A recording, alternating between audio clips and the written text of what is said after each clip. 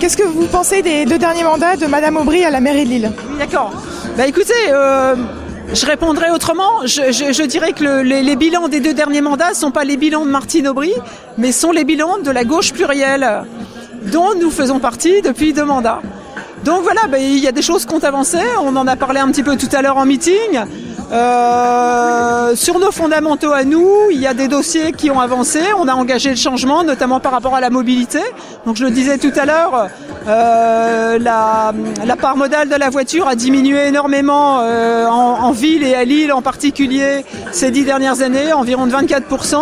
Et je pense que c'est grâce aux moyens de transport collectif qu'on a pu mettre en place, qui sont confortables, avec une desserte très large. Et là, avec le Vélil récemment qui vient de se mettre en place, voilà, c'est vraiment comment dirais-je, un avantage dont se servent les Lillois, et les voitures restent plus du coup à la maison. D'accord, très bien. Et donc pour aborder les différents thèmes de la campagne, déjà pour la situation financière de Lille, donc qui est endettée de 359 millions d'euros, qu'est-ce que vous feriez du coup pour ne pas empirer déjà la situation, voire l'améliorer? Alors oui, il y a un endettement qui est assez moyen, qui n'est pas exceptionnel par rapport à une moyenne des villes de France. Il est important, mais il est calculé, il est contrôlé. Il y a eu beaucoup d'investissements dans ce mandat, donc c'est clair que le prochain mandat sera plus le mandat des investissements, mais sera le mandat du fonctionnement de ces investissements. Donc là-dessus, on s'entend tous à dire au sein de la majorité que effectivement on change de braquet à ce niveau-là. C'est pas moins bien, c'est au contraire faire vivre maintenant les équipements que nous avons construits dans le mandat précédent. Il fallait d'ailleurs de toute façon engager un certain nombre d'investissements pour sortir finalement de la ville des années 70, on va dire. Voilà. Très bien. Merci. Ensuite, en matière de chômage, donc on a un taux de chômage à 20% dans la métropole lilloise. Donc comment est-ce que vous comptez faire redresser la barre? Oui, alors c'est vrai que le taux de chômage a toujours été important dans la région et à Lille en particulier. Il a progressé comme partout en France, plutôt moins que la moyenne des grandes villes nationales, mais il a progressé quand même.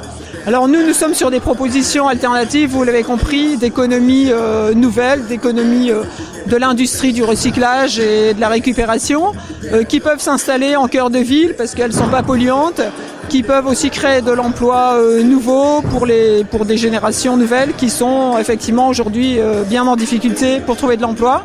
La ville a une responsabilité en tout cas à accompagner l'émergence de ces nouvel type d'économie en proposant des lieux d'espaces partagés, ce qu'on appelle les coworking, où des jeunes entrepreneurs peuvent trouver facilement de quoi s'installer pas cher, du matériel à mutualiser avec d'autres, du soutien logistique et du réseau aussi pour développer une activité par exemple. Alors on a aussi tout ce qui concerne les emplois de la réhabilitation thermique des logements, qui est aussi une mine en termes de création d'emplois. Et nous sommes aussi pour le soutien du tissu associatif, qui est largement pourvoyeur d'emplois aussi. Donc voilà, ce sont autant de pistes à creuser. Et en ce moment, on sait que le secteur associatif est plutôt malmené, alors qu'il est pourvoyeur d'emplois. Et voilà, nous, notre parti pris, c'est au contraire de le soutenir pour pouvoir... d'abord parce qu'il a une utilité publique dans les quartiers, au sein de la ville, et puis parce qu'il crée de l'emploi, puisque vous me parlez d'emploi, justement. Très bien. Et vous avez parlé lors du meeting de l'insécurité à Lille. Oui. Donc, est-ce que vous prévoyez de déployer plus de forces policières ou alors d'investir globalement dans la sécurité, et comment investir Alors, le problème de la sécurité ou du sentiment d'insécurité, on va dire, est un problème sérieux qu'il faut prendre sérieusement, en tout cas, et traiter. Alors, il y a plusieurs choses. Il y a les moyens de la répression du grand banditisme et des actions violentes. Ça appartient à l'État. C'est une compétence régalienne. Et pour l'instant, les moyens ne sont pas à la hauteur de ce qu'on devrait avoir pour pouvoir gérer ce type d'agression violente à Lille. Donc, nous réclamons les moyens à l'État nécessaires. La responsabilité d'une collectivité comme Lille en la matière, c'est surtout de recréer de la présence urbaine dans les quartiers, de la présence dans les quartiers, et en augmentant par exemple les effectifs de police municipale. alors qui ne sont pas là justement pour faire front au grand banditisme ou aux actes violents, mais qui sont là pour recréer du lien social, pour faire de la médiation, pour faire de la prévention de la délinquance. Et là, pour l'instant, il n'y en a pas assez. Donc nous sommes pour augmenter l'effectif de la police municipale, qui ne serait pas une police armée. Et ensuite, il faut réellement soutenir les initiatives des habitants, des associations qui servent aussi à faire de l'animation dans nos rues, dans nos quartiers, et qui font quelque part reculer aussi l'insécurité. En occupant l'espace public, voilà, on n'a pas d'occupation illicite ou de trafic qui engendre ce type de violence. Donc, la ville doit soutenir tout ce qui est initiative habitants, commerçants et associations dans les quartiers pour occuper l'espace public. C'est une manière de faire reculer l'insécurité aussi. Voilà, donc ce sont 3 choses qui sont à la fois de la compétence de l'État et de la ville pour faire face et front à l'insécurité. Et en matière de transport, donc comment est-ce que vous allez inciter les Lillois à prendre plus les transports en commun ? Bah écoutez, déjà, je sais plus si mon collègue Kiké en a parlé, mais on a quasiment doublé la fréquentation en 10 ans des transports en commun par les Lillois et par les citoyens de la communauté urbaine en général. Donc ça tient au fait qu'on a multiplié les lignes de bus, qu'on a essayé de faire des dessertes qui profitent à tout le monde, donc à la fois en corolle, de manière circulaire dans toute la métropole, mais aussi de manière convergente en ramenant vers les centres-villes et vers les gares et vers les accès métro. Et en créant aussi des navettes dans les quartiers moins bien achalandés en métro par exemple, ou ce genre de choses. Donc il y a une navette dans le Vieux-Lille maintenant, et il y a la citadine aussi qui parcourt l'île en permanence pour ramasser les gens voilà, au passage. Donc je pense que tout ça c'est déjà un gros progrès, une grosse avancée. On a le Vélil maintenant. Alors il y a beaucoup de gens qui se sentent encore très en insécurité. C'est vrai qu'on a créé des pistes cyclables, mais pour l'instant on n'a pas les continuités suffisantes pour permettre de pouvoir se déplacer en site propre et en sécurité en vélo, suffisamment en tout cas dans l'esprit de beaucoup de gens. Donc voilà, notre ambition pour le mandat qui vient, c'est de conforter ces continuités cyclables. Voilà. D'accord, très bien. Et notamment pour les étudiants, donc les étudiants n'ont pas été vraiment au cœur de la campagne, n'ont d'ailleurs très peu été énoncés lors de cette campagne. Donc qu'est-ce que vous comptez faire pour améliorer la vie précisément, mais dans notre programme donc figure donc j'ai parlé tout à l'heure, on a beaucoup de friches industrielles en cœur de ville en attente d'une seconde vie, voilà, comme Saint-Sauveur par exemple. En attendant, et entre maintenant et une dizaine d'années, ces friches resteront des friches. Donc nous proposons d'en avoir des usages éphémères. Et par exemple sur Saint-Sauveur, nous proposons de créer 100 possibilités de logement étudiants ou jeunes, pour le faire plus largement, dans des modulaires en bois, agréables, performants thermiquement, donc qu'ils ne soient pas des espèces de conteneurs où il fait froid, et avec une vie sociale autour. Donc voilà, c'est une proposition que nous faisons pour permettre l'accès à du logement pas cher et convivial pour autant, sur un espace qui de toute façon pour l'instant ne sert pas. D'accord, très bien. Ensuite, pour la question de la culture, donc qu'est-ce que vous pensez de l'île 3000 ? Alors l'île 3000, c'est très bien pour l'attractivité de la ville. En termes d'opération marketing, c'est remarquable aussi. Je pense que ça fait venir des gens de partout, du monde entier, je dirais, de Belgique, d'Angleterre, etc. Donc ça c'est très bien, et on en avait besoin.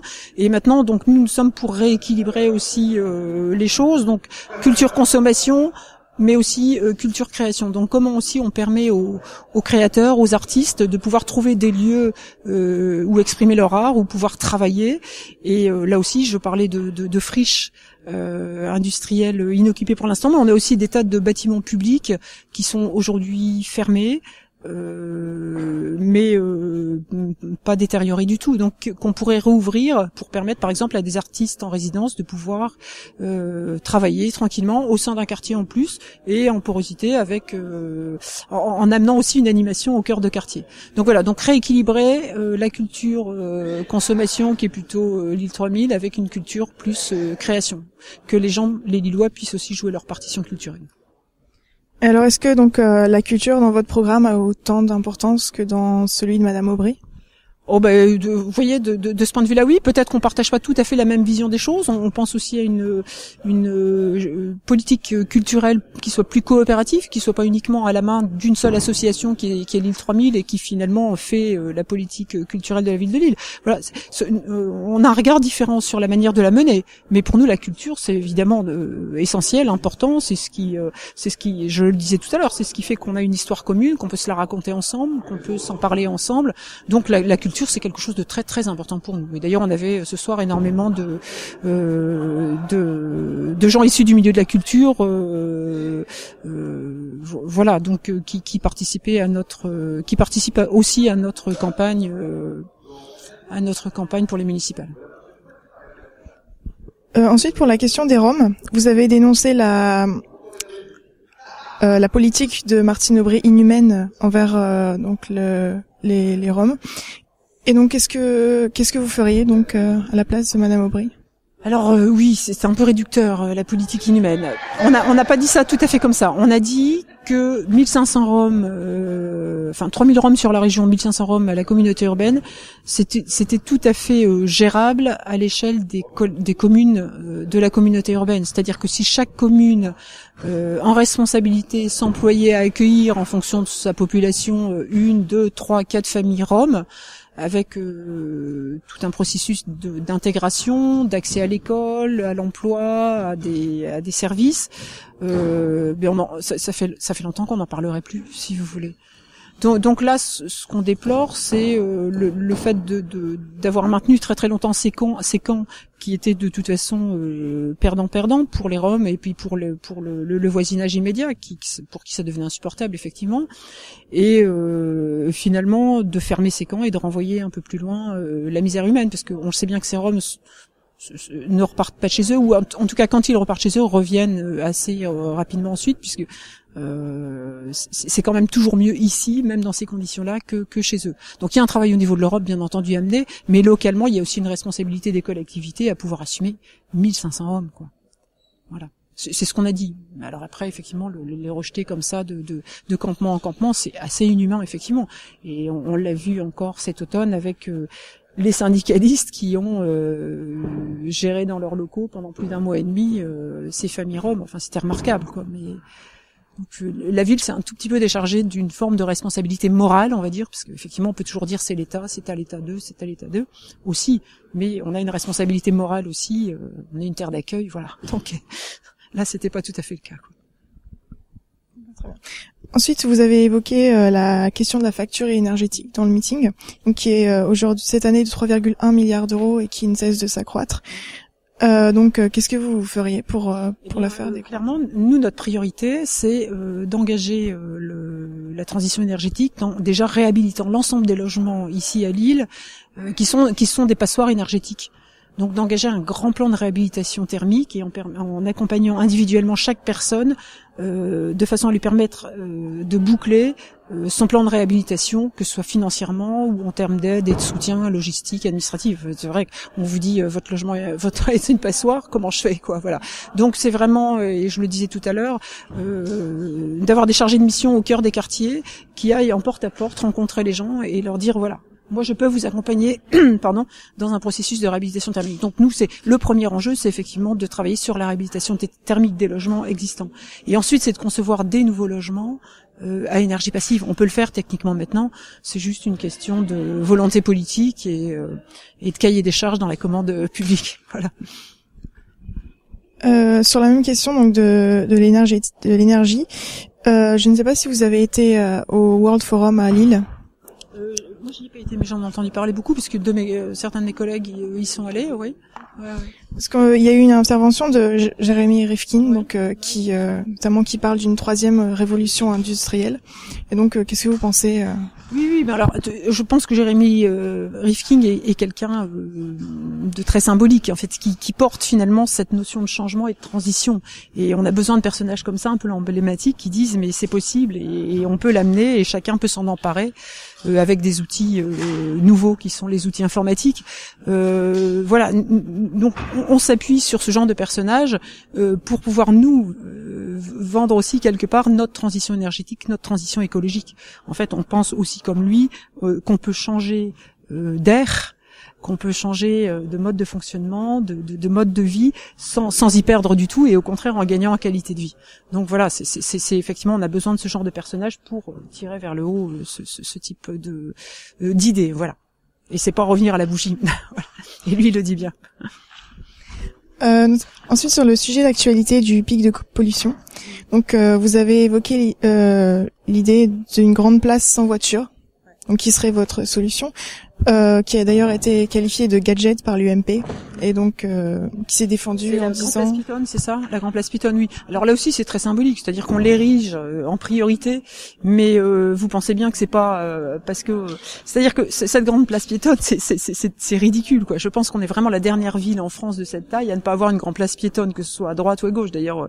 Et donc, bien, quand on lit notre programme, et si l'UMP lisait plus précisément les choses, c'est effectivement, on s'appuie là-dessus pour expliquer que à l'échelle de chaque quartier de la ville, nous allons reconfigurer des plans de circulation locaux, micro-locaux, pour pouvoir justement apaiser aussi les choses, pour pouvoir rendre piéton une rue où il y a une sortie d'école un soir. Alors ça peut être par exemple la rue piétonne de 4h de 16h à 17h, le temps que les gamins sortent. C'est faire en sorte que la ville de Lille soit traversante, où les voitures, comme un chinte si vous voulez, sortent d'un périphérique d'un côté et en rejoignent un autre en traversant tout Lille. Donc c'est faire de Lille une ville de desserte et non pas de transit. Voilà, ça veut dire tout ça derrière. Ça, et la Grande Place Piétonne, c'est un symbole, bien entendu. Mais voilà, mais tant qu'on n'aura pas accédé à la Grande Place Piétonne, ça veut dire que derrière, les mentalités n'auront pas évolué du tout, quoi. Et qu'est-ce que vous pensez de la manière dont le gouvernement a géré donc ce pic de pollution, avec par exemple la circulation alternée? Avec beaucoup de mollesse. Finalement, on aurait dû, on a été nous ici les premiers à publiquement dire que voilà, on était en pic de pollution, quoi. On était en train de se pourrir la vie et de préparer nos cancers de demain. Et pendant ce temps-là, le préfet n'avait pris encore aucune mesure. Il a pris seulement le lendemain ou le surlendemain, je crois, une mesure obligatoire de diminution de 20 km/h de la circulation. Et nous, ce qu'on a réclamé, bien entendu, c'est aussi de l'application obligatoire de la circulation alternée dès qu'on approche même du seuil de tolérance, en fait. Alors, je crois que c'est 80 micro quelque chose, mais là, on l'a dépassé de toute façon largement. On était à 105 ou 110 quand on a pris juste cette première mesure. Donc, je pense que le gouvernement n'a pas agi de manière assez autoritaire, en l'occurrence. Enfin, il y va de la santé en fait publique là, pour le coup.